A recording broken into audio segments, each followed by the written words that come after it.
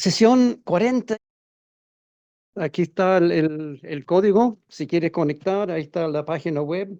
Y sesión anterior, breve repaso, lo que vimos era Hechos, parte B. El Espíritu Santo nos da poder para ser testigos de Jesús, promesa de Jesús. Y viene el Espíritu Santo para hacernos testigos, para darnos poder. Y en el mismo momento de la salvación, eso ocurre y también junto con ser sellados, dice la Biblia. Y esto se llama el bautismo del Espíritu Santo, que vimos 2 semanas atrás y también la semana pasada, que muchas personas tienen confusión entre el bautismo del Espíritu Santo y la llenura del Espíritu Santo. El Espíritu Santo también nos da a cada uno por lo menos un don espiritual, y eso es lo que vamos a ver un poco más hoy, y eso incluye la capacidad para actuar con gran poder en algún aspecto espiritual. Esto es la llenura del Espíritu Santo para los dones. Tenemos el poder para hacer algo por la llenura del Espíritu Santo. Los discípulos y apóstoles recibieron esos dones, día de Pentecostés y también antes y después, y los usaron durante todo su ministerio. Entonces los discípulos y apóstoles tenían ese, primero el bautismo del Espíritu Santo, sí, y también la llenura una y otra vez para darles el poder para hacer milagros y predicar y enfrentar autoridades, etc.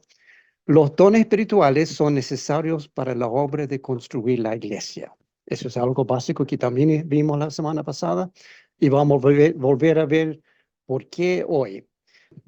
A los líderes religiosos en ese momento no les gustó que los discípulos de repente están predicando y haciendo milagros, o sea, haciendo el trabajo que ellos deberían estar haciendo, los líderes, y se pusieron, no sé si celoso es la palabra, pero tenían mucho problema y empezó la persecución de los líderes primero, los apóstoles inicialmente y después otros.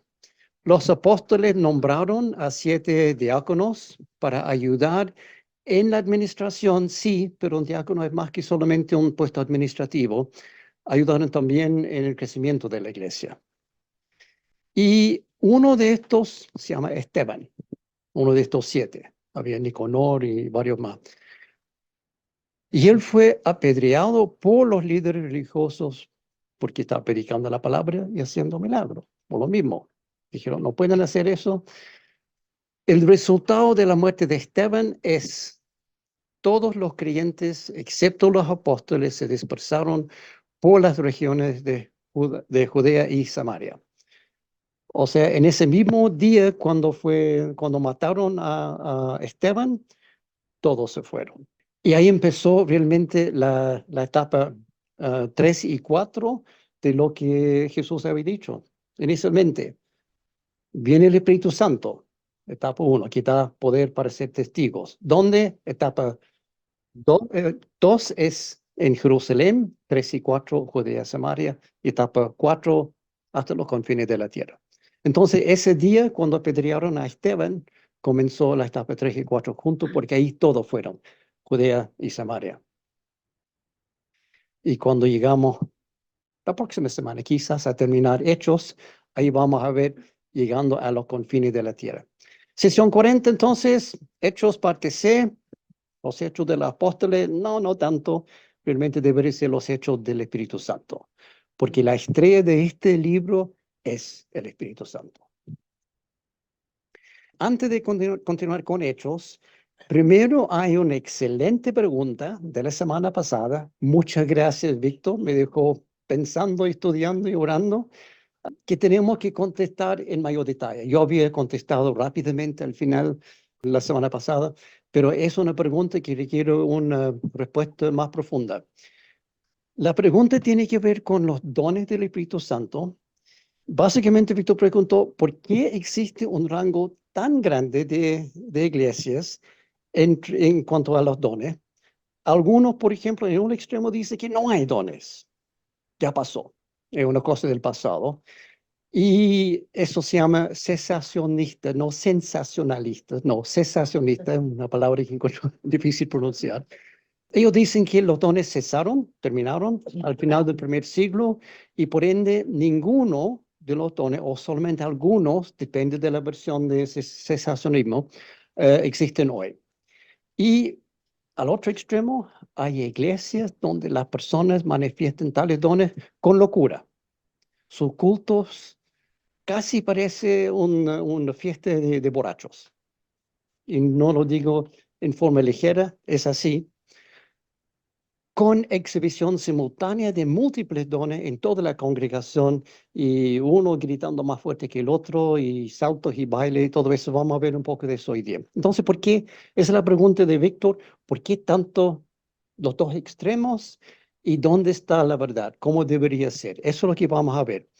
¿Cómo puede ser aquí? ¿Por qué tantas diferencias entre las iglesias? Creo que entendí bien la pregunta, Víctor. ¿Sí? Ok, gracias. Qué buena pregunta. Primero eso, me encanta ese tipo de preguntas, lo que estamos conversando justo antes de comenzar hoy. Me encanta ese tipo de preguntas que tengo que estudiar, tengo que informarme bien, tengo que leer la Biblia para ver lo que dice la Biblia con referencia.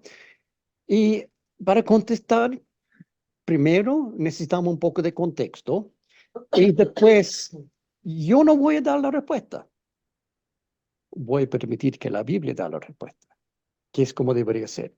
Lo he dicho varias veces, no confía en mí, yo soy humano, me puedo equivocar. Como cualquier predicador, puedo inventar cosas y decirlo. Entonces, no confía en mí, pero sí confía en lo que dice la palabra. Eso es lo que vamos a ver hoy, que dice la Biblia referente a todo esto de los dones y los extremos. Como mencioné la semana pasada, esto como contexto para poner la base, hay tres escrituras en la Biblia, o puede ser cuatro si incluye primero Pedro, que definen listados de dones espirituales. Hay algunos dones repetidos entre los listados, sí. Incluso hay, creo que dos dones que están repetidos en los tres listados. Y también hay mención de otros dones por separado en algunas otras partes de la Biblia. No vamos a entrar en eso porque la mayoría están incluidos en estos tres listados, que son Romanos 12, profecía, servicio, enseñar, exhortar, dar o generosidad, presidir o dirigir y misericordia o compasión. Después Efesios 4, apóstoles, profetas, evangelistas, pastores, maestros. Y 1 Corintios 12 es sabiduría, conocimiento, fe, sanidad, milagros, profecía, discernimiento, lenguas, interpretación, apóstoles, profetas, maestros, milagros, sanidad, ayuda, administración, lenguas. ¿Sí? ¿Los dones están solo en el contexto del Nuevo Testamento? Buena pregunta. José pregunta si los dones están solamente en contexto del Nuevo Testamento. Están en el Antiguo Testamento también, pero no en el mismo sentido. En el Antiguo Testamento, por ejemplo, el Espíritu Santo podría llenar a una persona por un momento, un tiempo, para cumplir algo y después salir. El caso de Saúl, por ejemplo, el Espíritu Santo inicialmente llegó a Saúl, estaba actuando como rey por un tiempo y después dice el Señor, le quitó el Espíritu Santo. Raro, pero es eso. En el Nuevo Testamento no es así, es permanente. Entonces, generalmente los de Efesios 4 se conocen como los dones ministeriales. Aquí tenemos gran maestra en ese sentido. La Fran podría enseñar todo. Eso porque tiene que ver con ministerios o posiciones de autoridad en la iglesia. Y los otros dones son simplemente dones espirituales. Esas dos distinciones. Ahora, en general, todos en conjunto también se llaman dones espirituales, incluyendo los de Efesios 4. Ahora, aquí lenguas está repetido dos veces en 1 Corintios 12. No voy a entrar en detalles ahora, pero es correcto. No es un error. Está en dos veces en ese mismo listado, porque la primera parte está en, no sé, por decirte, hasta el versículo 14, 15, y la otra parte en versículo 28, y tiene que ver con dos cosas diferentes. No voy a entrar en detalles. Los cesacionistas dicen que todos o algunos de esos dones desaparecieron, porque servían solamente para establecer la iglesia en el primer siglo, fueron solamente para los apóstoles y por ende cesaron al terminar tal etapa. cuando murió el último de los apóstoles, que era Juan, más o menos en el 98, 99, 100 murió. Esa es una posición de los cesacionistas que dice que los dones eran especialmente para ellos o para la iglesia, depende de la versión. Hay diferentes versiones de cesacionismo. Bueno, cuesta producir eso. Vamos a profundizar en eso también para ver las diferentes versiones. Pero esa es básicamente la posición más dura, es que eran para los apóstoles, eran para el primer siglo y se acabó. Mucho de lo que vamos a ver hoy, vamos a ver de nuevo de otro punto de vista cuando llegamos a estudiar 1 Corintios, Efesios, Romanos. Como específicamente estamos enfocando en qué pasó con los dones en las iglesias y por qué algunos dicen una cosa y otros dicen otra. Ok, ¿de dónde sacan eso los cesacionistas, aquellos? Eso viene de 1 Corintios 13:8. Esa es la base de lo que ellos dicen. Empieza así: el error jamás se extingue, pero las profecías cesarán, las lenguas terminarán y el conocimiento se agotará. Viene inmediatamente, aquí estamos en 1 Corintios 13, y eso viene justo después, 1 Corintios 12, donde está el listado de los dones. Y entre ese listado están precisamente aquellos: profecía, lenguas y conocimiento. Los primeros versículos de este capítulo 13, tiene que ver con usar los dones con amor.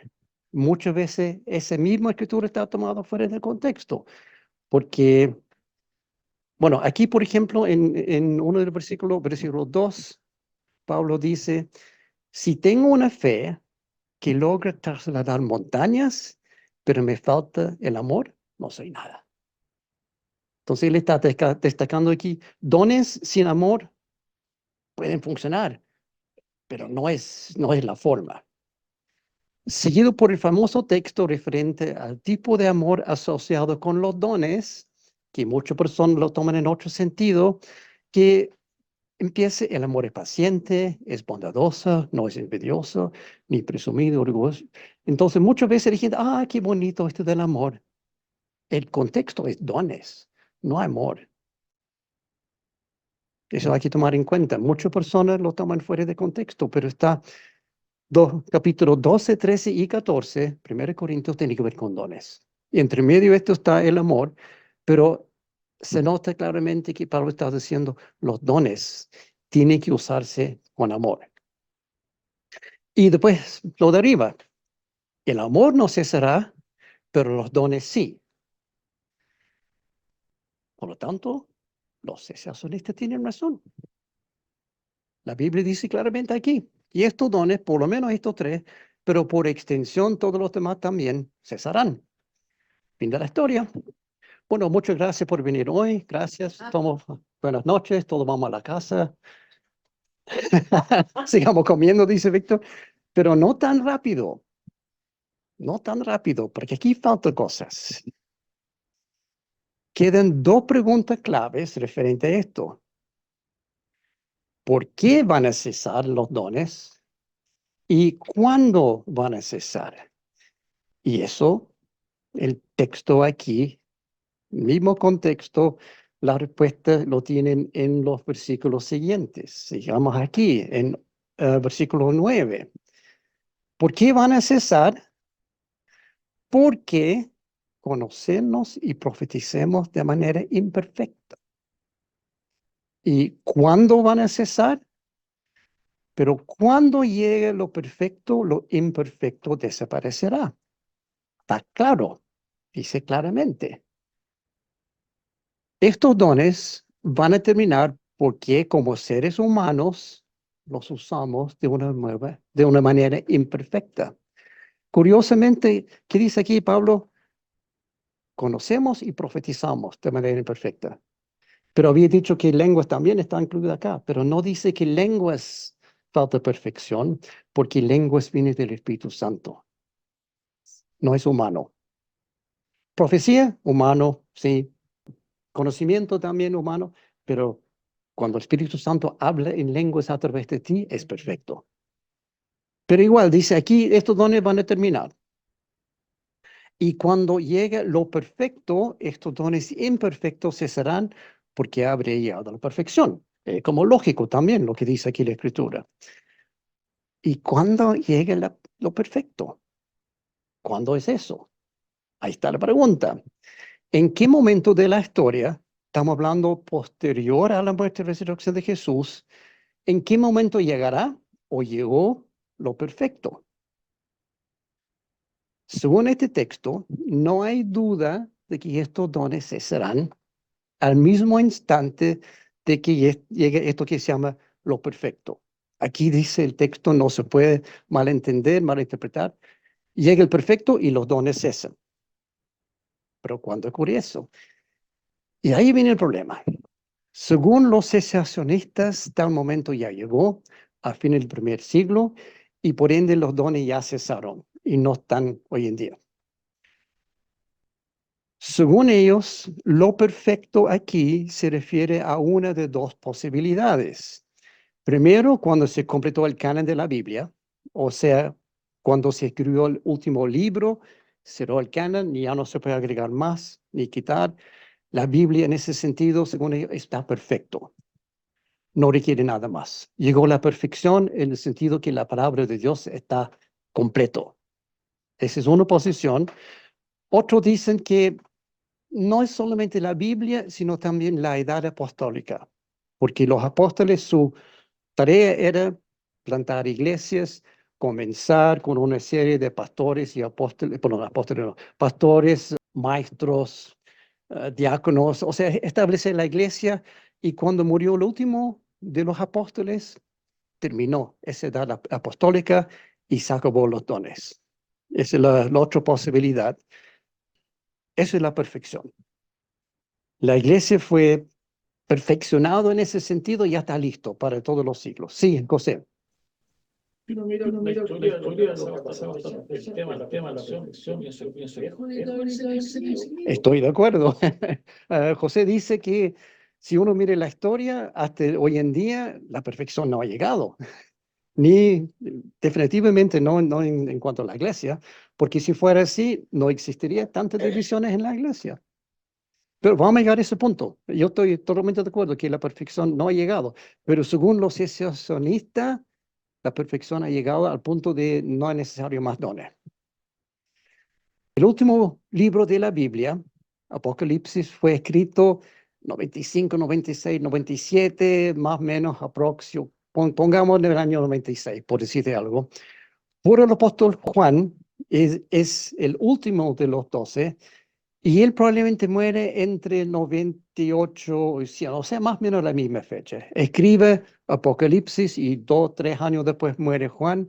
Entonces, en ambos casos, si estamos diciendo que cuando termine la Biblia o cuando muere el último apóstol, en ambos casos estamos hablando fines del primer siglo.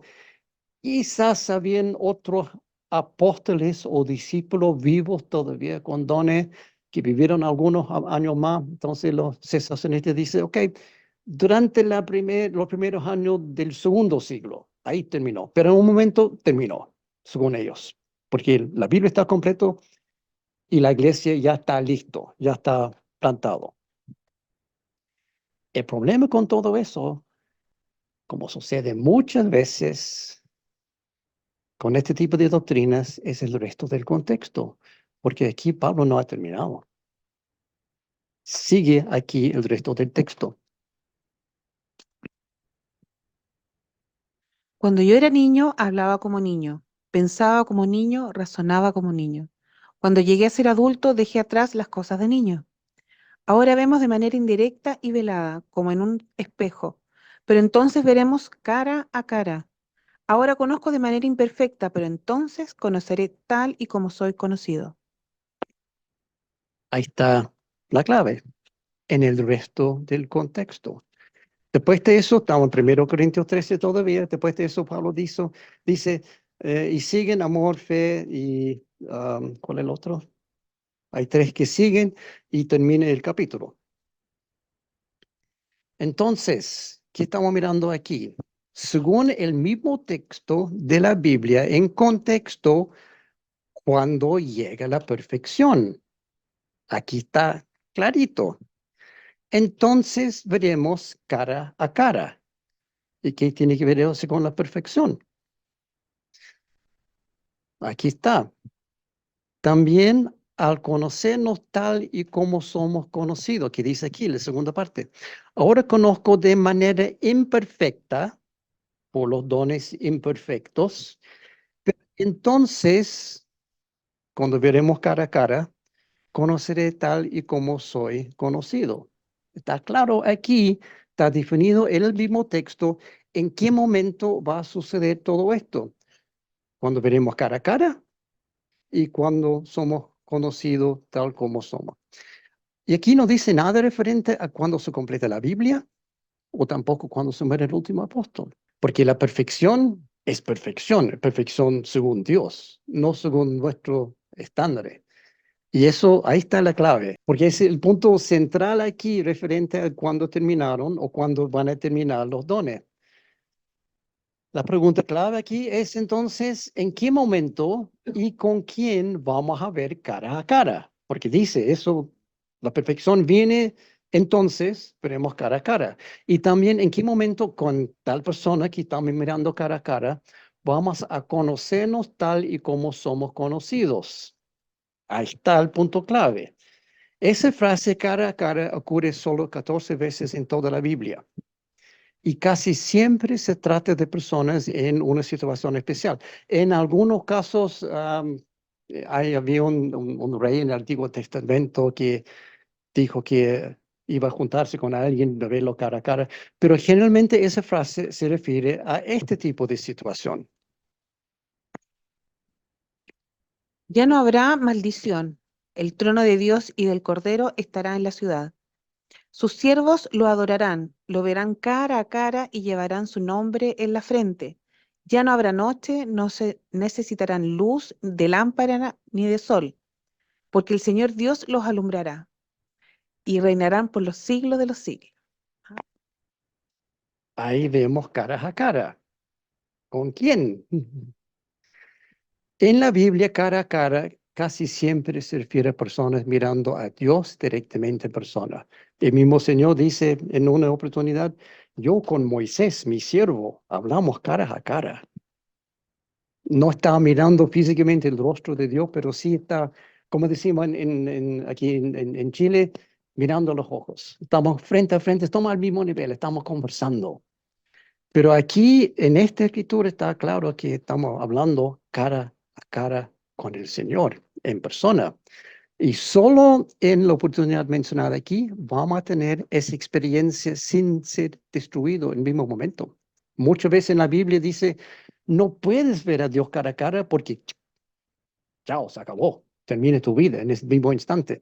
Pero aquí estamos mirando al Señor cara a cara. ¿Cuándo ocurre eso? Aquí está la respuesta. Eso, escritura, es Apocalipsis 22, 3 y 4. O sea, el último capítulo de la Biblia. No hay capítulo 23. 22 es el último de Apocalipsis. Posterior al juicio final, eso viene en capítulo 20, posterior a la destrucción de la primera tierra y primer cielo y la llegada del cielo nuevo y la tierra nueva, capítulo 21, de aquí tenemos esto. O sea, el inicio de la eternidad. Ahí podemos ver a Dios cara a cara. ¿Cómo sabemos eso? No me están desafiando mucho aquí. Quizás estoy diciendo yo, eso es el inicio de la eternidad. Bueno, por el capítulo anterior, capítulo 21, dice, versículos 5 y 6, El que estaba sentado en el trono dijo, yo hago nuevas todas las cosas. Y añadió, escribe porque estas palabras son verdaderas y dignas de confianza. También me dijo, ya todo está hecho. Yo soy el alfa y el omega, el principio y el fin. muy claro. Yo hago nuevas todas las cosas y momentos después ya está hecho. Todas las cosas están nuevas. Terminó el asunto. Alfa, omega, principio y fin, no hay más que decir. Y después capítulo 22, ahí vamos a ver cara a cara a Dios. Toda la eternidad. En tal momento llega la perfección absoluta cuando Dios dice, ya está hecho. Ahí está la perfección. En ese momento no hay más imperfección. Terminó todo y la perfección ha llegado. Creo que queda claro que los cesacionistas toman 1 Corintios 13:8 fuera de contexto para apoyar su doctrina, porque no les gusta que están activos los dones. Parten con esa suposición y después buscan escrituras y encuentran aquí 1 Corintios 13:8. Tienen razón ellos en que los dones cesarán. Está bien, la Biblia lo dice claramente, sin duda. El problema es su identificación errónea del cuándo. El mismo texto aquí dice claramente que los dones cesarán cuando nos vemos cara a cara con el Señor, y eso no ocurre hasta la eternidad. Algunos dicen, como dijo Víctor, que ese cara a cara también podría ser el momento del rapto, porque vamos a subir en las nubes, vamos a tener nuestros cuerpos mortales transformados en cuerpos inmortales, cuerpos glorificados, y vamos a ver al Señor cara a cara. Sí, podría ser. Otros dicen, bueno, y al morir también voy a ver al Señor cara a cara. También es una posibilidad. Pero el punto es, en esta tierra no. No hay perfección en esta tierra. Nunca seremos perfectos en esta tierra, no vamos a ver perfección en esta tierra. Esta perfección llega solamente en el cielo. Y la perfección absoluta llega al inicio de la eternidad.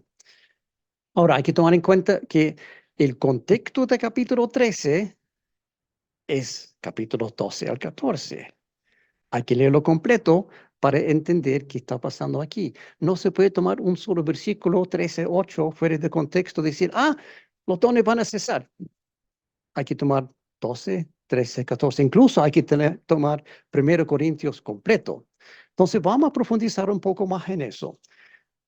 Todo eso tiene que ver con el uso correcto de los dones espirituales, generalmente en culto de la iglesia. Esos 3 capítulos juntos tienen que ver con dones y cómo usarlos.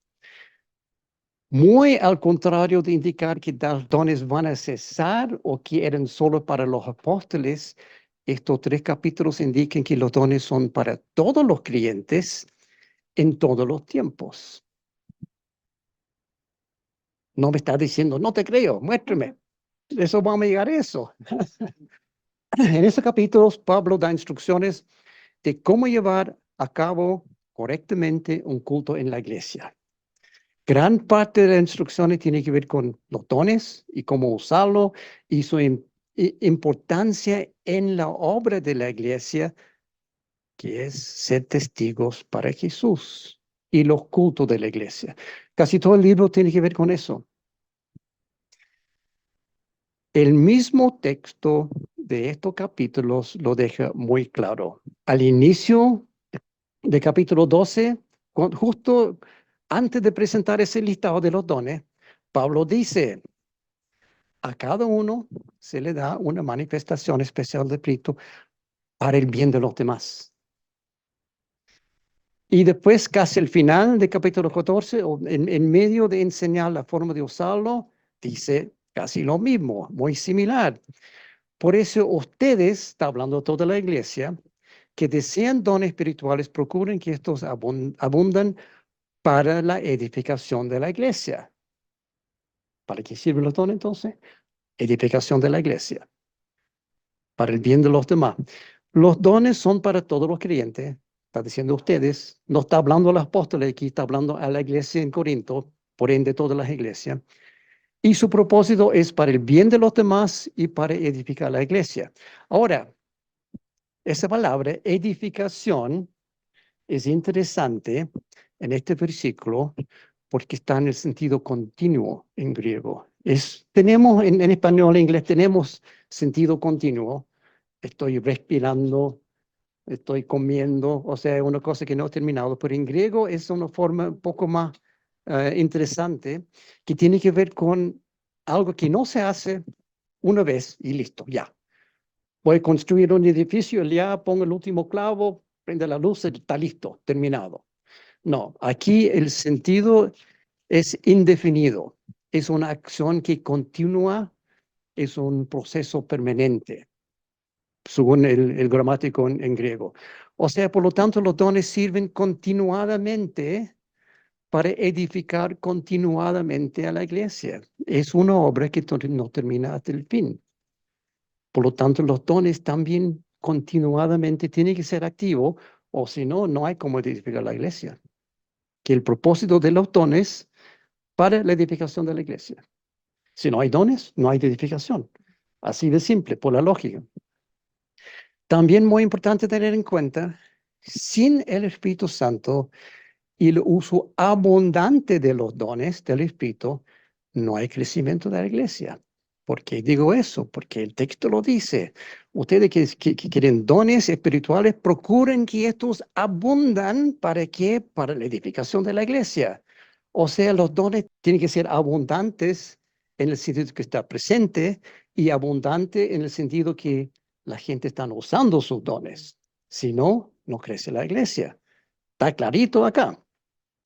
La iglesia sin el Espíritu Santo y sin dones abundantes o está muriendo o ya está muerta y ni siquiera se han dado cuenta. Hay muchas iglesias que están en esa situación hoy, donde no hay uso de dones, el Espíritu Santo no está, y siguen llegando los días domingos, siguen contando y cantando y escuchando, pero si el Espíritu Santo no está y los dones no están, la iglesia realmente está muerta. Quizás no ha sido sepultado todavía, pero está muerto o está muriendo. Pero no es solamente 1 Corintios 13. Los cesacionistas también usan otra escritura fuera de contexto. No es el único. Por ejemplo, Hebreos 1, 1 y 2. Dios, que muchas veces y de varias maneras habló a nuestros antepasados en otras épocas por medio de los profetas, en estos días finales nos ha hablado por medio de su Hijo. Esto es un poco enredado, pero según los cesacionistas, eso quiere decir que la profecía terminó con los profetas del Antiguo Testamento. O sea, Malaquías, 430 años más o menos antes de Cristo, último, y terminó porque ha llegado Jesús, perfección. Por lo tanto, ya no hay más profecía. Profecía terminó, llegó Jesús, llegó a la perfección, están como juntando eso con 1 Corintios 13, 8. Sin embargo, el mismo Jesús dice, no, hay profetas. El habla Juan Bautista es profeta. Y de la muerte y resurrección de Jesús, la Biblia menciona a varios otros profetas. Por ejemplo, Hechos 11, Ágabo, habla como si fuera profeta. Vamos a ver la próxima semana probablemente quién es Ágabo. Después Bernabé, Simeón y otros en Hechos 13 y varios otros, Ana, Elizabeth, Lucías, Filipe, Silas, etc. Hay un sinfín de profetas nombrados como tal en el Nuevo Testamento. Por lo tanto, la profecía no ha terminado. Por lo tanto, esa posición que dice la profecía terminó en el Antiguo Testamento porque llegó el profeta perfecto, Jesús, no es correcto, porque después sigue la profecía. Y otro más que toman fuera de contexto.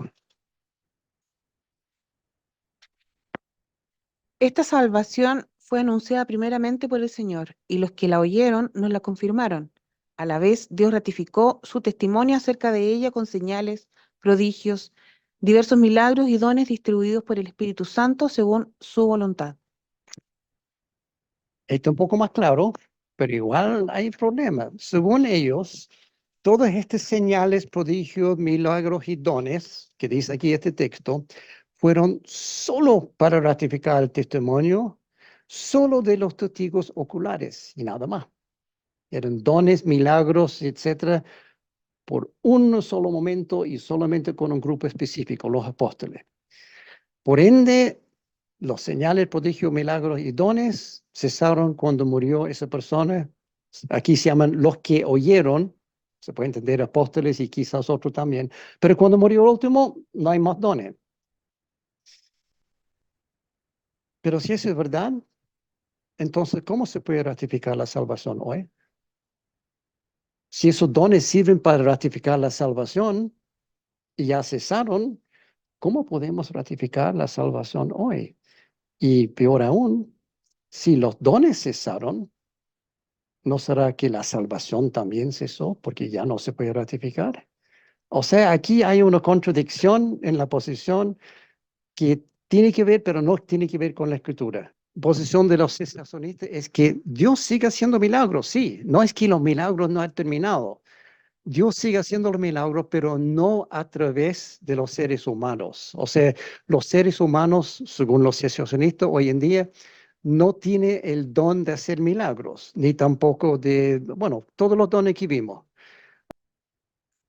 Esa es realmente la posición de los cesacionistas, sí. Dicen que los humanos no tienen los dones que tenían los apóstoles. Por ejemplo, Pedro podía ir al templo decir al paralítico, levántate, anda. Y nosotros hoy en día no podemos. Esa es la posición de los cesacionistas.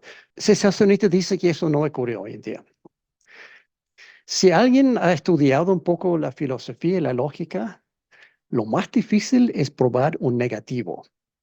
Porque para probar que eso no está sucediendo todo hoy en día, tendría que conocer a todos los que están vivos hoy en día, todos los 7 y tantos miles de millones, y ver que no ha sucedido ni una sola vez. Entonces, decir que no sucede hoy en día, mm, difícil. Pero vamos a llegar a una prueba, varias pruebas aún más contundentes en algunos minutos más.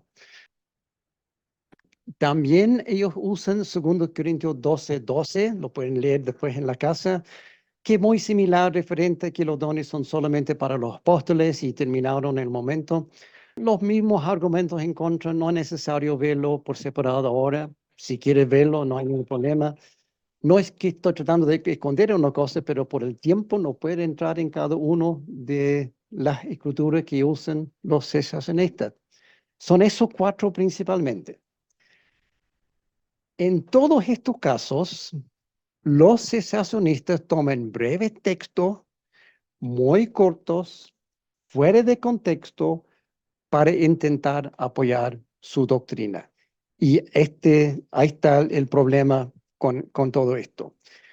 Los que han tomado el curso homilético conmigo, algunos parece, van a reconocer que esto se llama eisegesis, no exégesis. ¿Qué son eso? Algunos están mirando con cara de ¿qué? Bueno, eisegesis es el opuesto de la forma correcta de preparar un mensaje bíblico. Es insertar tu idea en la Biblia. Una ilustración que hice para el curso homilético, muy simple. Aquí está la Biblia, aquí está tu idea y tú estás tratando de poner tu idea en la Biblia para que la Biblia diga algo que realmente no lo dice. Es pensar en una idea que a ti te gusta personalmente y después buscar textos breves en la Biblia, tomados fuera de contexto, aparentemente apoyan tu agenda. Y una señal clásico de esto es un predicador que predica tomando texto aquí, texto allá, muy breve aquí por allá, pero nunca con el contexto. Probablemente es un mensaje preparado en base a eisegesis. O sea, él tenía en mente una idea y buscó textos en la Biblia desconectados y trató de conectarlo para que la Biblia diga algo que realmente no dice. Si han tomado el curso de hermenéutica conmigo, van a reconocer que lo que hacen los cesacionistas es una violación directa de la regla número 1 para entender correctamente la Biblia. Hay una ciencia para estudiar la Biblia que se llama hermenéutica, no solamente la Biblia, cualquier texto. Si tienes un libro que está un poco, no está muy claro, se puede usar la técnica de hermenéutica para entenderlo en la forma que quiso el autor original. ¿Cuál es la regla número 1? Los que han tomado el curso conmigo se llama contexto, contexto, contexto. Tiene que ver el contexto completo, no solamente el contexto textual del libro, sino la cultura del autor. ¿En qué momento vivió el autor? ¿Cuál era la política en ese momento? Su idioma. Hay que llegar a entender todo para poder interpretar bien. Y lo que están haciendo aquí, tomando cosas fuera de contexto. Y con eso, wow, se puede proveer cualquier cosa. Si es verdad que se puede tomar cualquier parte de la Biblia fuera de contexto para apoyar una agenda, entonces te tengo buenas noticias. Dios dice que puedes pecar y hasta pecar mucho más. ¿No me creen? Amos 4, 3 y 4. Afirme el Señor, vaya a Betel y pecan, vayan a Gilgal y pequen mucho más. Eso dice el texto. O sea, el Señor dice, hay dos ciudades en el mundo donde puedes pecar. Uno en Betel puedes pecar, en Gilgal puedes pecar mucho más. Entonces todos están tomando avión para llegar a Betel. Por lo tanto, en esas dos ciudades, Betel y Gilgal, Dios permite pecar y pecar mucho. Lo dice la Biblia, por ende es cierto. Si yo puedo tomar cualquier texto que me guste fuera de contexto, entonces ahí está. Tengo autorización para pecar y pecar mucho. Excepto por un detalle. Si uno lee este capítulo completo, queda muy claro que lo he sacado totalmente fuera de contexto.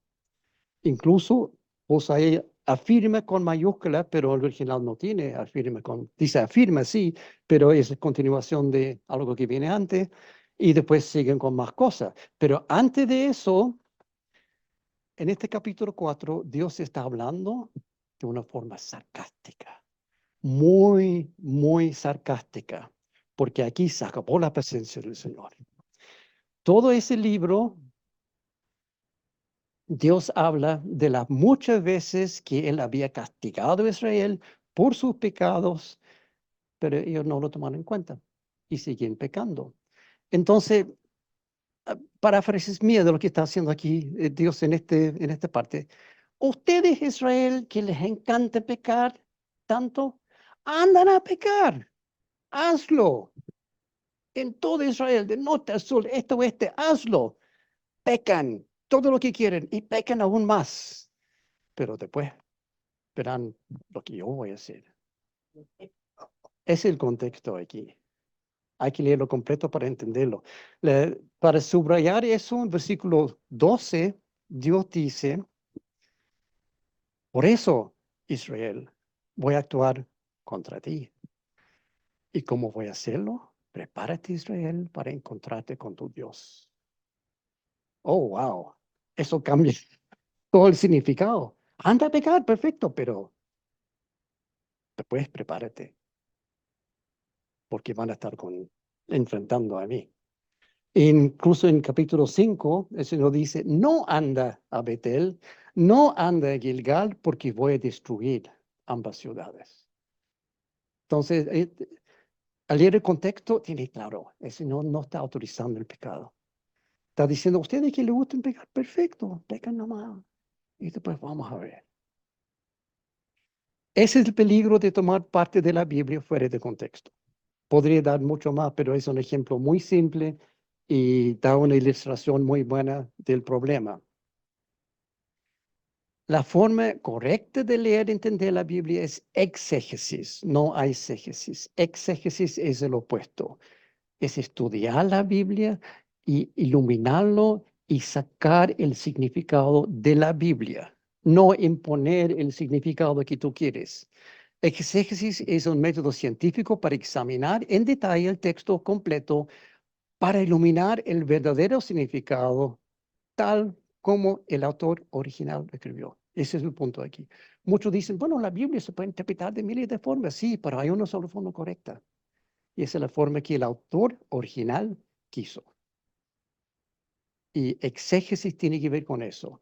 Es tratar de identificar de la mejor forma posible cuál era la intención original del autor. Ahora, mucho de la Biblia se puede leer y entender fácilmente, pero algunos textos que son más difíciles, en ese caso hay que usar exégesis. O si está preparando un mensaje, un sermón, un grupo pequeño, un estudio, en ese caso tiene que usar exégesis para estar seguro que lo está entendiendo correctamente. El problema es cuando usa exégesis va a llegar a una conclusión, el texto realmente dice esto, nos guste o no nos guste.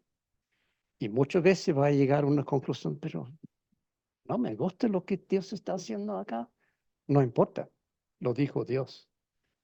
Entonces, aunque uno no le guste personalmente, tiene que aceptarlo, porque es la palabra de Dios. Y eso es lo que los cesacionistas aparentemente no les gustan, que hay dones activos en el mundo hoy, y por eso buscan la forma de decir que no, no es así. Yo encontré una frase muy buena que uso cuando enseño exégesis de un pastor, no me acuerdo de qué iglesia es, pero él dice, cuando hacemos exégesis estamos proclamando la palabra de Dios tal como es. Cuando usamos exégesis estamos proclamando nuestra palabra como si fuera la de Dios. Esa es la diferencia. Para ser justo con los cesacionistas, algunos dicen que no es todos los dones que cesaron, solamente los 3 que están nombrados en 1 Corintios 8, que es profecía, lenguas y conocimiento. Ahí están. Pero de ser así, igual hay un problema de entender griego. Si se ha terminado la profecía, entonces, ¿cómo se explica el hecho de que se prediquen muchísimas miles y millones de sermones todas las semanas alrededor del mundo? Porque la palabra en hebreo de profecía es simplemente hablar por parte de Dios.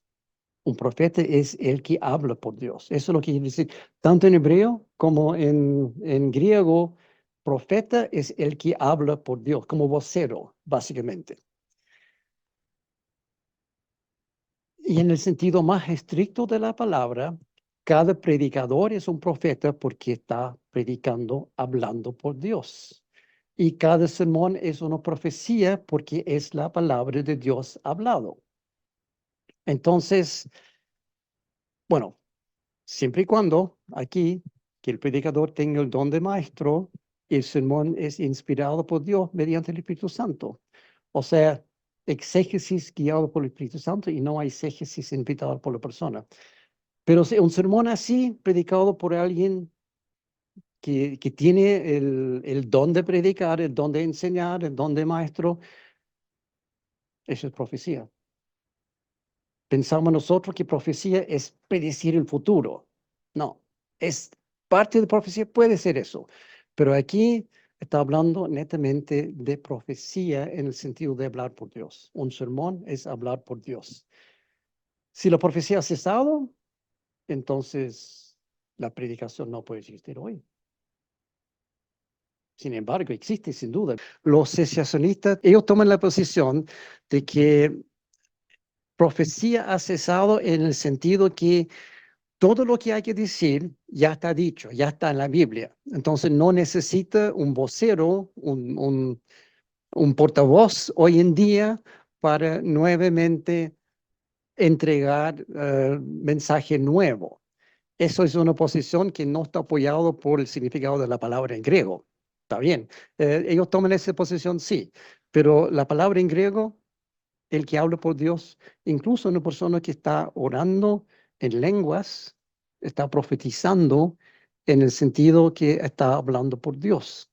Quizás nadie entiende, quizás la persona misma no entiende, pero está hablando por Dios. Un predicador, alguien que lidera alabanza, también, si está inspirado por el Espíritu Santo, está hablando por Dios. También es profeta en ese sentido, no en el sentido de predecir el futuro. Si eso fuera la situación, entonces, ¿por qué hay pastores? ¿Por qué hay predicadores? Porque son necesarios para hablar por Dios. No están inventando algo que no está. Cuando yo estoy predicando o enseñando, estoy tomando lo que está, sí, pero lo estoy expresando de una forma que quizás puede ser más clara para algunas personas o más profundo. No estoy inventando algo nuevo. No estoy recibiendo revelación del Señor. Estoy solamente expresando lo que ya está. Y eso en griego es profetizar. No estoy prediciendo el futuro, estoy simplemente diciendo lo que ya está, de una forma más clara. Es un don también. Ahora, quizás la prueba más clara que los dones no han terminado, que siguen vigentes hasta hoy día, es la experiencia personal de primera mano en este mismo grupo. Lo hemos visto una y otra vez con los años. En este mismo grupo hemos visto dones del Espíritu Santo, tanto individualmente como en el grupo mismo. La semana pasada, después de que cortamos la transmisión, quedamos aquí conversando algunos referente a eso. Y cada uno expresó verdades que se han ocurrido, primera mano, de hablar en lenguas, de ver milagros, de cosas así. Entonces, eso es evidencia empírica que los dones siguen operando. Y, por ejemplo, está el caso de Siegfried, que no se preocupe, yo hablé con Siegfried, me autorizó a hablar de eso. No es una cosa que voy a sorprender a Siegfried, va a decir, ¿qué? ¿A mí? No, ya lo conversé con él y me autorizó. Este es interesante. Varios años atrás, Siegfried sufrió un fuerte tirón en su hombro derecho. Mucho dolor, mucha molestia. No podría mover bien su mano porque en cierta posición tenía mucho dolor, entonces no podría funcionar bien su vida. Quedó sufriendo con dolor permanente por ese tirón, sin poder mover su brazo como corresponde. Algo movimiento sí tenía, pero no mucho. Siguió así por 2 años y medio, Siegfried. Hasta el día jueves 6 de julio 2017, él fue a buscar la fecha que tenía registrado. Cuando Siegfried vino acá, en nuestra casa, para estudio bíblico, estaba sentado más o menos donde está la Fran ahora. Esa semana estaba aquí también Patricia Soto, que ella tiene el don de sanidad. Eso yo había visto en ella antes. Entonces, después de que terminó el estudio, Pati oró por el nombre de Siegfried y en la misma palabra de Siegfried, mi sanación fue inmediata y perfecta. El dolor desapareció instantáneamente. Siegfried quedó con movimiento normal, total, de su brazo hasta hoy. Puede mover y levantar cosas y hacer cosas que durante 2 años y medio no pudo. ¿Por qué? Porque la persona que tiene don de sanidad, la Pati Soto tiene ese don. Me acuerdo otra ocasión que ella está en un avión entre Concepción y Santiago y está sentado al lado de una pareja. Y no me acuerdo exactamente la situación. Creo que esa pareja era ateo y la mujer tenía una jaqueca terrible y estaban conversando de Dios y ella mencionó que tengo esta jaqueca y la Pati lo tocó y la mujer dijo, ¿qué hiciste? Se fue mi jaqueca. No, oré por ti. Sanidad inmediato. Yo sé que Pati tiene ese don.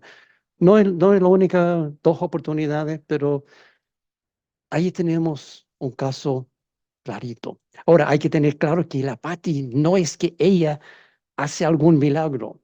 Tiene el don para canalizar el poder del Espíritu Santo. Tiene el don de sanidad, ella. ¿Por qué?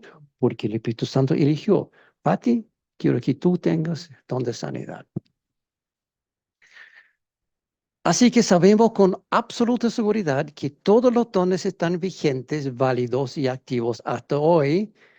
Por ende, la posición de los cesacionistas es incorrecta, tanto por evidencia bíblica como por evidencia empírica. Nosotros que estamos aquí presentes sabemos que es así porque lo hemos experimentado primera mano. Nadie nos puede decir que lenguas no existe. Nadie nos puede decir que don de sanidad no existe. Nadie nos puede decir que don de maestro no existe. Por decirte algo, existe. La única excepción en ese listado es el don de apostolado, que no está hoy. Ahora, aquí tengo que aclarar, no es que ha cesado ese don, sino solamente que no está en uso hoy porque no hay nadie a quien se le pueda aplicar. Porque el don de apostolado es aplicado porque las personas que conocieron a Jesús personalmente en vida. Y como Jesús no está personalmente en vida hoy en día, no hay más apóstoles. La iglesia que dice que tiene un apóstol no sé cuánto, apóstol ojo, porque el apostolado es otra cosa. Yo había mencionado que el pastor Jim Masurek, muy conocido, muy respetado, creo que varios aquí conocen al pastor Jim, escribió su tesis sobre ese de apostolado, del don del apostolado. Voy a ver si, acuérdame de llamar a Jim, por favor, para conseguir su tesis, porque es excelente. Él va mostrando bíblicamente por qué el apostolado no existe hoy. Lo más parecido que existe hoy es misionero. El misionero hoy cumple la misma función de un apóstol del Antiguo Testamento, pero pregunta al misionero y él va a decir, no, no soy apóstol. Discípulo sí, pastor sí, maestro sí, pero no soy apóstol porque no conocí personalmente al Señor cuando está caminando en esta tierra. Esa es la diferencia. Ahora, el caso de Saulo o Pablo es un poco diferente. Bernabé, que, no, que me acuerdo, nunca se llama apóstol, obispo, pastor, no sé. Voy a revisar si está llamado apóstol. Pero Pablo sí. Y Pablo tiene que defender eso, porque varios dicen lo mismo. Pablo, tú no conociste al Señor, no estuviste con el Señor como los discípulos que pasaron 3 años y medio con Él y fueron enseñados por Él. Y Pablo dice, yo sí, yo conocí al Señor, no en vida, pero Él me pareció camino a Damasco y después hay evidencia que estaba junto con Jesús por mucho tiempo, en el sentido que el Señor le apareció y habló con Él y enseñó lo que tenía que hacer. Apóstol, no quiero entrar mucho en definiciones de apóstol porque hay también evidencia de una apóstola, creo o no. Bosca Junia está bien considerado entre los apóstoles. Pero no quiero entrar en esos detalles. El punto es que hoy en día el que se levante dice, soy apóstol, no sé cuánto de esta iglesia, no lo creo mucho. Porque las señales del apóstol también están. Y aquí hemos visto algunos, hacen milagros, dones, sanidades, prediquen, también plantan iglesias y también mueren martirizados. O sea, el apóstol que llegó hoy con su traje y corbata dice, soy apóstol de 3 iglesias. ¿Estás dispuesto a morir por eso? No, ¿por qué? Perdón, Señor, no es apóstol.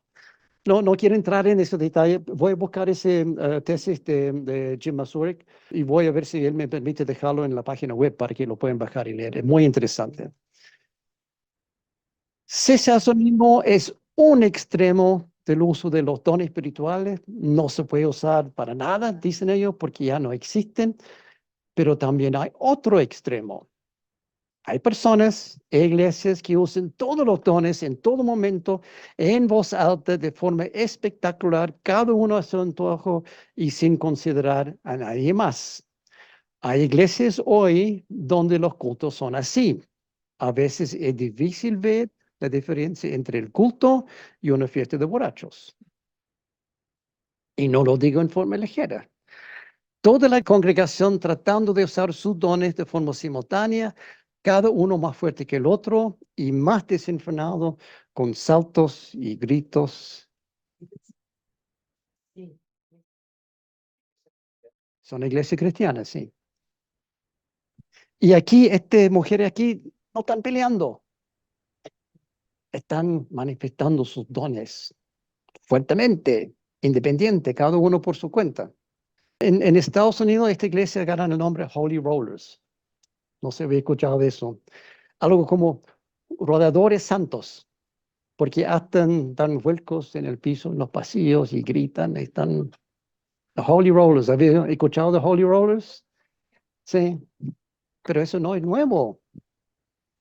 Holy Rollers y culto desenfrenado en la iglesia no es un invento de nuestros tiempos. Incluso es el propósito completo, 1 Corintios. Tiene que ver con la iglesia de los Holy Rollers.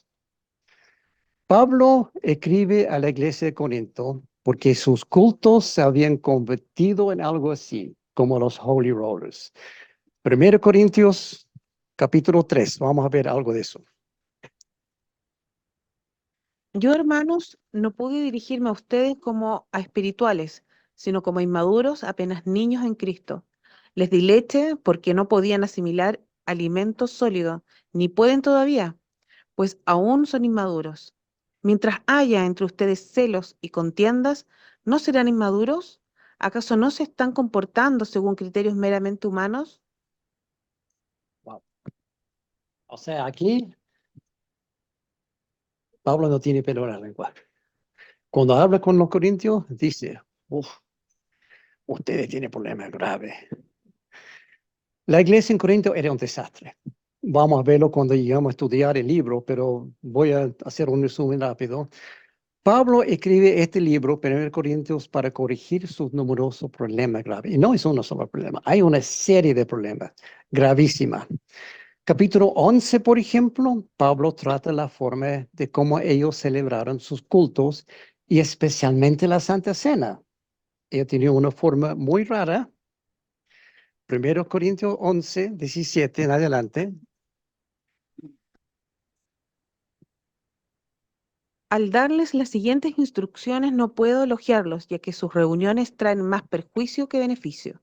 De hecho, cuando se reúnen, ya no es para comer la cena del Señor, porque cada uno se adelanta a comer su propia cena, de manera que unos se quedan con hambre mientras otros se emborrachan. ¿Qué les diré? ¿Voy a elogiarlos por esto? Claro que no. Yo creo que dijo, claro que no, está un poco más fuerte. O sea, aquí dicen, algunos están terminando borrachos en el culto por tomar el vino de la Santa Cena. Y otros están comiendo, llegan y comen al tiro, no esperan que llegue el otro, y otros llegan atrasados y ya no hay. O sea, es un desastre esta iglesia. Acto seguido, para corregir eso, de inmediato Pablo escribe el texto muy conocido referente a cómo llevar a cabo la Santa Cena correctamente. Dice, no, eso no es, esta es la forma.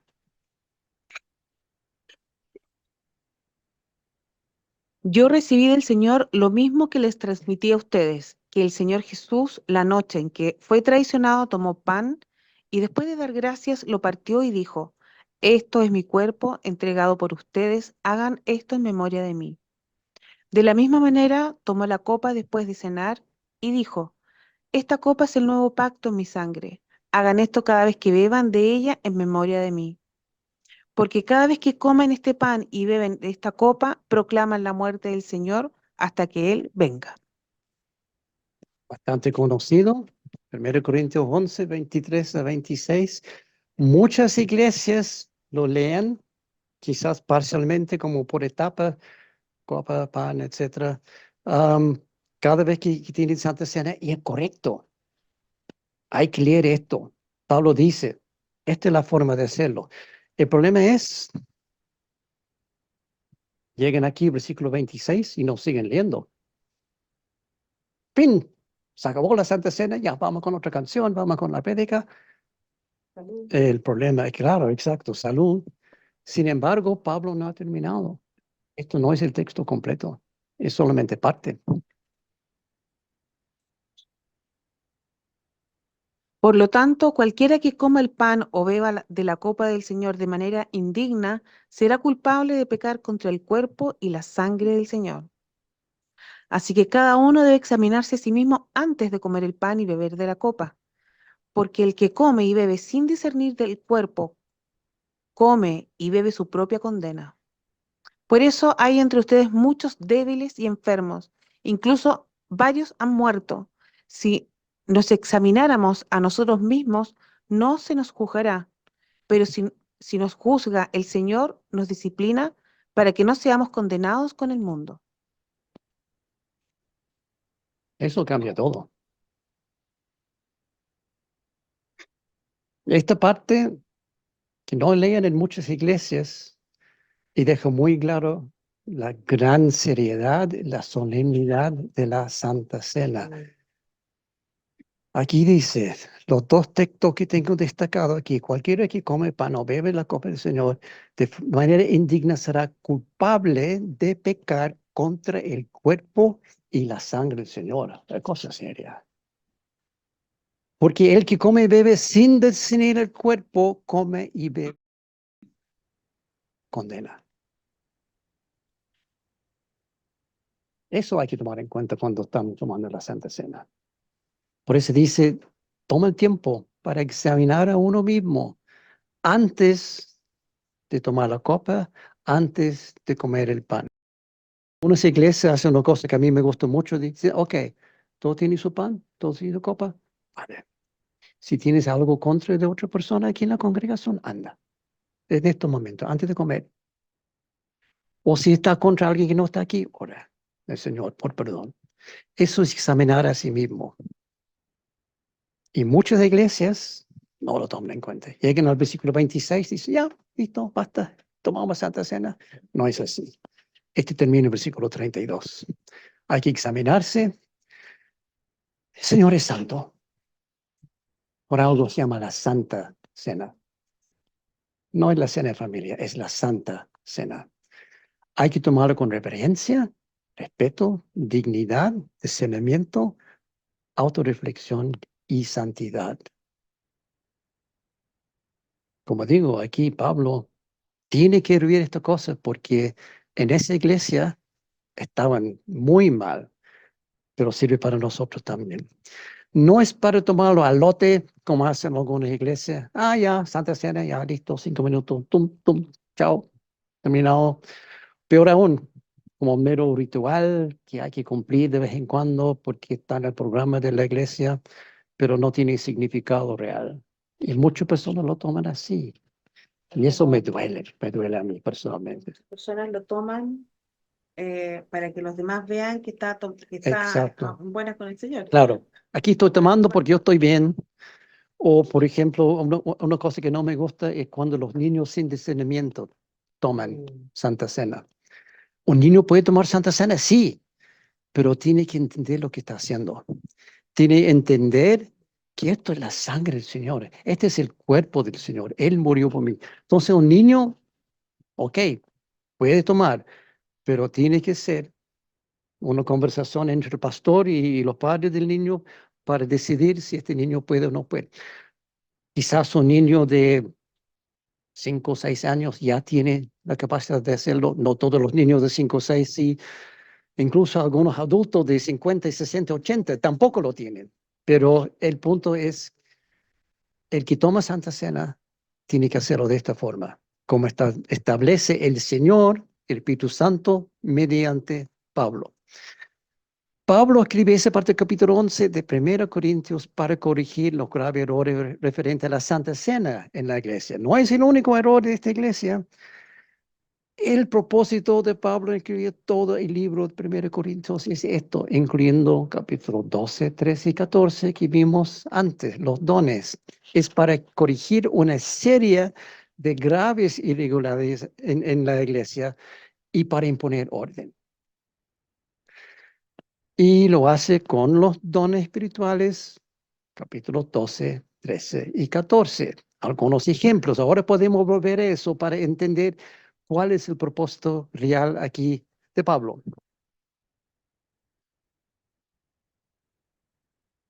Ahora bien, ustedes son el cuerpo de Cristo y cada uno es miembro de ese cuerpo.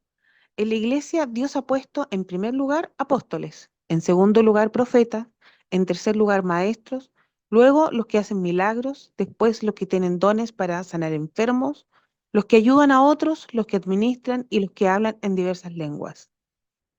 ¿Son todos apóstoles? ¿Son todos profetas? ¿Son todos maestros? ¿Hacen todos milagros? ¿Todos tienen todos dones para sanar enfermos? ¿Hablan todos en lenguas? ¿Acaso interpretan todos? Ustedes, por su parte, ambicionen los mejores dones. Ahora les voy a mostrar un camino más excelente. Un paréntesis que no está aquí en los apuntes, pero aquí Pablo dice claramente, no todos son apóstoles. Está haciendo una serie de preguntas retóricas. ¿Todos son apóstoles? Obviamente no. ¿Todos profetas? No, tampoco. ¿Todos maestros? No. ¿Todos hacen algo? No. ¿Todos hablan en lengua? No. Está haciendo esa serie de preguntas para decir, ustedes son todos diferentes. Tienes un don, usa tu don. Si quieres, puedes pedir el don, otro don, pero el don que tiene que usarlo. No trate de usar el don que no tiene. Ustedes, por su parte, ambicionen los mejores dones. Ok, pero aquí el punto es, primero, Pablo establece una jerarquía de autoridad espiritual en el cuerpo de Cristo. Está claro, apóstoles, profetas, maestros. Dice, primero profeta, después maestro. Está obvio que está organizando una estructura, un organigrama, se puede decir. espiritual de la iglesia. Los que hacen milagros, los que tienen dones para sanar enfermedades, los que ayudan a otros, administradores y los que hablan en lenguas e interpretan lenguas. Esa es la jerarquía, según Pablo aquí. Y al final tiene una frase que dice, ok, estos son, pero ahora les voy a mostrar un camino más excelente. O sea, ustedes tienen esos dones, no saben usarlos. Ahora sí les voy a mostrar cómo usar esos dones, el camino más excelente. La forma correcta para usar esos dones en el cuerpo de Cristo. Comienza con el uso de los dones. Después del listado de los dones, capítulo 12, todo el capítulo 13 tiene que ver con usar los dones con amor. Lo vimos antes, ahora podemos ver un poco más el contexto. Y para destacarlo, lo hace al revés. Pablo nos da una serie de ejemplos de cómo no usar los dones, o mejor dicho, cómo usar los dones sin amor. Por ejemplo, si yo hablara en lenguas humanas y angélicas, dando a entender, hay dos tipos de lenguas aquí, vamos a profundizar en eso después. Si yo hablo en lenguas humanas y angélicas y no tengo amor, vengo a ser como un metal que resuena o símbolo que retiñe. O sea, puro ruido. Después, el capítulo 14 tiene que ver específicamente con orden en el culto y el uso de los dones. Por ejemplo, lenguas, interpretación y profecías. ¿Cómo hay que usarlo? Por esta razón, el que habla en lenguas pida en oración el don de interpretar lo que diga. Porque si yo oro en lenguas, mi espíritu ora, pero, pero mi entendimiento no se beneficia en nada. ¿Qué debo hacer entonces? Pues orar con el espíritu, pero también con el entendimiento. Cantar con el espíritu, pero también con el entendimiento. De otra manera, si alabas a Dios con el espíritu, ¿cómo puede quien no es instruido decir amén a tu acción de gracias, puesto que no entiende lo que dices? En este caso, tu acción de gracias es admirable, pero no edifica al otro. Así que toda la iglesia se reúne y todos hablan en lenguas, y entran algunos que no entienden o no creen. ¿No dirán que ustedes están locos? En cuanto a los profetas que hablan dos o tres, perdón, en cuanto a los profetas que hablen dos o tres, y que los demás examinen con cuidado lo dicho. Si alguien que está sentado recibe una revelación, el que está hablando ceda la palabra. Así todos pueden profetizar por turno, para que todos reciban instrucción y aliento. El don de profecía está bajo el control de los profetas, porque Dios no es un Dios de desorden, sino de paz. Y aquí queda claro el uso de la palabra profeta. No está diciendo que los profetas en la iglesia hablen y dicen, mañana va a ocurrir un terremoto o en 5 años más va a ser tal cosa. Está hablando de los que hablan en la iglesia, los que predican, los que le entreguen el mensaje. Dice 2 o 3, no más que eso. Eso fue su forma, una a la vez. Habla el pastor, termina. Habla otra persona entregando mensaje, profetizando en el sentido que está predicando mensaje, enseñando 2 o 3, y dice, y cuando empieza a hablar uno, el otro que se calla nomás. Y aquí dice, don de profecía está bajo el control de los profetas. Todos los dones están bajo el control. El que habla en lenguas no está en el metro en medio de Santiago y de repente ¡bah! Habla en lengua. Está bajo control. Tenemos libre albedrío. El Espíritu Santo en caballero. Respeta lo que nosotros sentimos, respeta el momento, nos guía, sí, pero nosotros tenemos control, como dice acá. En otro tipo de casos, sí, porque ahí están las dos formas de hablar en lengua, que hay, causa mucha confusión. En Pentecostés, los 120 tuvieron el don de hablar en lenguas y todos los que estaban ahí presentes escucharon. Está hablando en egipcio, está hablando en siríaco, está en arameo, están hablando en lenguas que ellos no conocieron, pero eran lenguas humanas y tenían un propósito, que en ese momento están predicando la palabra a todos los que están presentes de otras naciones. Esa es una forma de hablar en lenguas. Y aquí también Pablo deja claro, si dice que si yo hablo en lenguas humanas o angélicas y no tengo amor, es como un símbolo. Entonces ahí hace la diferencia. También hay la forma de hablar en lenguas angélicas, o sea, lenguas que no son humanas, lenguas que no entendemos nosotros, que es el propósito del intérprete de lenguas. Tomar esa lengua angélica y interpretarlo para los que están presentes, incluyendo el que habló en lenguas a veces. Punto central aquí, Dios no es un Dios de desorden, sino de paz. Punto clave aquí para entender 1 Corintios. Por ende, si te encuentras en un culto, en una iglesia, donde hay desorden, sin paz, sin reverencia, sin discernimiento del cuerpo de Cristo, donde las cosas se hacen a lote, a la ligera, sin control, sin respeto para los demás, sin respeto para Dios, tómalo por hecho que Dios no está presente. ¿Por qué? Porque Dios no es un Dios de desorden, sino de paz.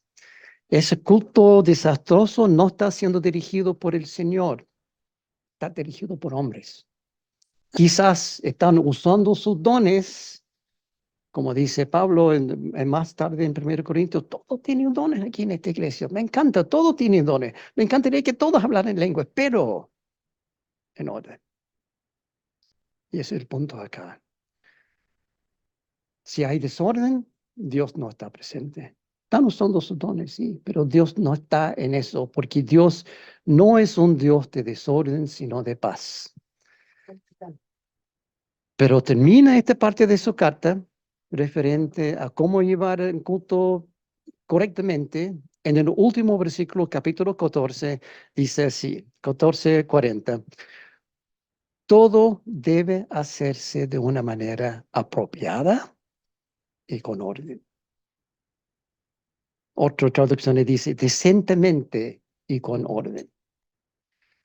Si alguna vez te encuentras en una iglesia donde las cosas no se hacen apropiadamente con orden, donde no hay paz, tiene dos opciones. El primero, difícil, hablar. Hablar con el pastor. Dice, perdón, no, esto no es lo que Pablo enseñó en 1 Corintios. Eso no es lo que enseña la Biblia. Porque aquí no hay orden. Y dice que todo en el culto tiene que ser apropiadamente con orden. Tu primera opción.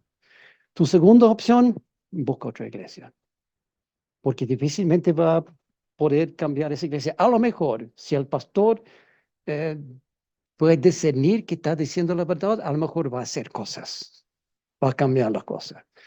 Pero lo más probable es que no. En ese caso, mejor buscar otra iglesia. Entonces, para responder a la pregunta de Víctor, perdón que tomé casi 2 horas para hacerlo, sobre por qué algunas iglesias ni siquiera reconocen ninguno o solo algunos de los dones del Espíritu Santo. O sea, aquellos que dicen no hay dones, no existen. Y mientras otras se vuelven locas en sus supuestos dones, quién sabe si son dones verdaderamente o son solamente emociones. Y otro más que no tiene reverencia alguna hacia el Señor y su culto, como dice, salud con la copa del Señor. O sea, la respuesta a eso es clara. Ninguno de estos son iglesias bíblicas, porque no cumplen lo que dice Pablo en 1 Corintios. Esta es la forma de llevar a cabo un culto. Lee el 1 Corintios completo para tener una idea que esta iglesia, hemos tocado algunas cosas nomás. La Santa Cena, los dones, pero hay otros más. Pero aquí Pablo establece, esta es la forma de hacer el culto, decentemente y en orden. No porque yo lo digo, como dije al principio, yo no voy a contestar la pregunta, voy a dejar que la Biblia conteste la pregunta. Y la Biblia ha contestado. En la iglesia bíblica hay orden, hay paz, hay control, hay autoridad espiritual, hay respeto para las personas y hay reverencia para el Señor. Y por lo tanto hay presencia del Señor y del Espíritu Santo con la manifestación controlada y disciplinada y ordenada de los dones. Esa es la iglesia verdadera, bíblica, como he explicado, bueno, Primero Corintios, Segundo Corintios. Incluso cuando llegamos a ese momento de estudiarlo, vamos a entender que realmente Pablo escribió 4 cartas a los Corintios, de los cuales tenemos 2. El segundo y el cuarto. Había uno anterior a Primero Corintios y hay uno que va entre medio de segundo y primero y segundo. Tan desordenado es la iglesia que tuve que ir 4 veces. Y él mismo fundó esa iglesia. Ok, entonces eso nos deja con la pregunta más importante aquí. ¿Para qué sirven los dones? Rápidamente y por extensión, ¿para qué sirve la iglesia? ¿Cuál es el propósito final de todo esto? Primero, Pedro 4:10-12 es la otra escritura que habla de dones. Cada uno ponga al servicio de los demás el don que haya recibido, administrando bien la gracia de Dios en sus diversas formas. El que habla, hágalo con quien expresa las palabras mismas de Dios. El que presta algún servicio, hágalo con la fortaleza que Dios le proporciona. Así Dios será en todo alabado por medio de Jesucristo, a quien sea la gloria y el poder por los siglos de los siglos. ¿Y qué tiene que ver eso con para qué sirven los dones? ¿Para qué sirve la iglesia? Vamos a ver. Esto es muy rápido, muy breve, pero muy profundo. Cada uno ponga al servicio el don que haya recibido. ¿Eres cristiano? Tienes un don. Úsalo. Eso es lo que está diciendo Pedro. Cada uno tiene un don. ¿Qué hay que hacer con ese don? Ponga al servicio de mí, de los demás. Tu don no es solo para ti, es para los demás. Puedes usarlo tú, sí, pero el propósito principal es para los demás. Tercero, el que habla, hágalo como quien expresa la palabra misma de Dios. ¿Tu don incluye hablar? O sea, predicar, enseñar, lenguas, interpretación, evangelizar. Todo esto tiene que hablar de Dios. Ten mucho cuidado con tus palabras para asegurarte de que realmente está hablando por Dios. O sea, exégesis, estudia la palabra, escudriña lo que dice, lo que tú piensas que el Espíritu Santo, confirme con la Biblia y habla por Dios usando la Biblia. Que dice aquí, que exprese la palabra misma de Dios. No palabra nueva, la palabra que ya están.